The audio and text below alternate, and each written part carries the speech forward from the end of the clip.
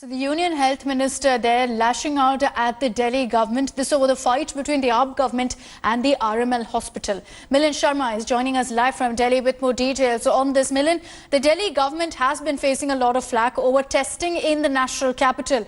They then chose to go ahead and accuse the RML hospital of putting out false results after testing. And now they're also questioning private labs who are testing asymptomatic patients. There will be a lot of questions looming over whether Delhi government's got its priorities right in the COVID fight.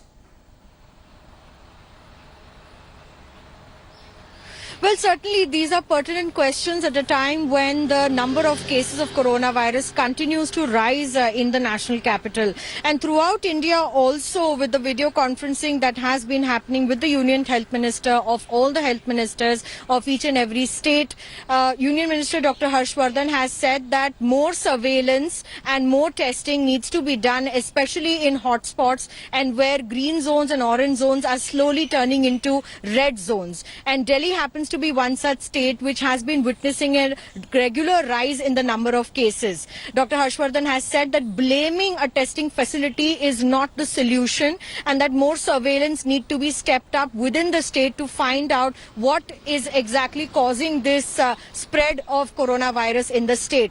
And certainly with Delhi now putting show cause notices on private labs for testing asymptomatic people, it actually raises a concern about how would one know if a community spread has occurred, because the ICMR guidelines state you can only test close contacts and direct contacts of positive people, but 80% of the cases of coronavirus in the country have been found to be within asymptomatic people and only 20% are showing symptoms. So currently it also raises a question on ICMR whether they should look at reworking on those guidelines which the Delhi government is currently following, but certainly it raises an issue on why private labs are being hounded for testing more people.